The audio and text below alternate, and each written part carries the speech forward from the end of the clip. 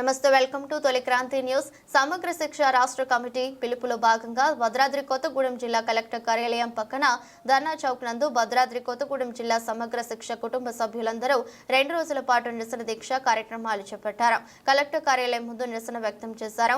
అనంతరం మొదటి రోజు కార్యక్రమంలో భాగంగా నిరసన వ్యక్తం చేస్తూ భద్రాద్రి కొత్తగూడెం జిల్లా జేఏసీ అధ్యక్షతన ప్రధాన కార్యదర్శులు బి మోహన్, బి చంద్రు ప్రసంగించారు. పలు ఉపాధ్యాయ సంఘాలు సైతం మద్దతు ఇచ్చాయి. తక్షణమే సమగ్ర శిక్ష ఉద్యోగులను ఎంటీఎస్ ఇస్తూనే రెగ్యులర్ చేయాలని డిమాండ్ చేశారు. హామీ ఇస్తూ అమలు పరిచే వరకు నిరసన దీక్ష నిర్వహించేది లేదని స్పష్టం చేశారు.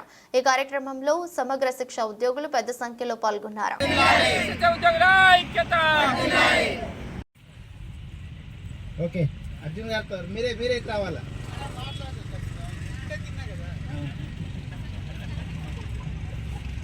ఉద్యోగుల సంఘం తెలంగాణ రాష్ట్రం ఆధ్వర్యంలో రాష్ట్ర వ్యాప్తంగా సమగ్ర శిక్ష ఉద్యోగులందరూ 4 రోజుల పాటు నిరసన దీక్షా కార్యక్రమాలు నిర్వహించారనేది.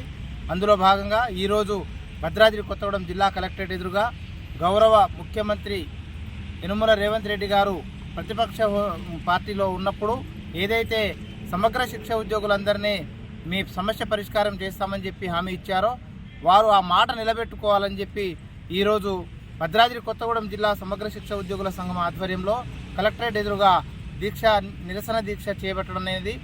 ఈ దీక్ష యొక్క ముఖ్య ఉద్దేశం సమగ్ర శిక్ష ఉద్యోగులందరినీ కూడా రెగ్యులరైజ్ చేయాలని, అప్పటి వరకు తక్షణమే మినిమం టైం స్కేలు సుప్రీంకోర్టు తీర్పును అనుసరించి మాకు కల్పించాలని చెప్పి, ఉద్యోగులందరికీ కూడా హెల్త్ కార్డు ఇవ్వాలని చెప్పి, ఉద్యోగ భద్రత కల్పించాలని చెప్పి, మహిళా ఉద్యోగులందరికీ కూడా ప్రసూతి సెలవులు రెగ్యులర్ ఉద్యోగులతో పాటు ఉపాధ్యాయులతో పాటు కల్పించాలని చెప్పి ఈ సందర్భంగా డిమాండ్ చేస్తున్నాము.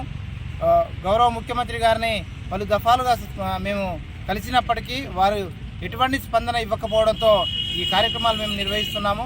ఖచ్చితంగా మాకు రెగ్యులరైజ్ చేసేంత వరకు మేము ఈ నిరసన దీక్షా కార్యక్రమాలు అలాగే ఖచ్చితంగా పూర్తి స్థాయి సమ్మెకు వెళ్ళబోతున్నామని, మండల కానీ జిల్లా స్థాయిలో కానీ కాంప్లెక్స్ స్థాయిలో కానీ ఏ ఒక్క పాఠశాలలో పనిచేస్తున్న సమగ్ర శిక్ష ఉద్యోగి కూడా విధులకు హాజరు కాడని, మా యొక్క డిమాండ్లు నెరవేర్చే వరకు ఏ ఒక్కరూ కూడా విధులలో చేరమని చెప్పి ఈ సందర్భంగా ప్రభుత్వాన్ని డిమాండ్ చేస్తున్నాం.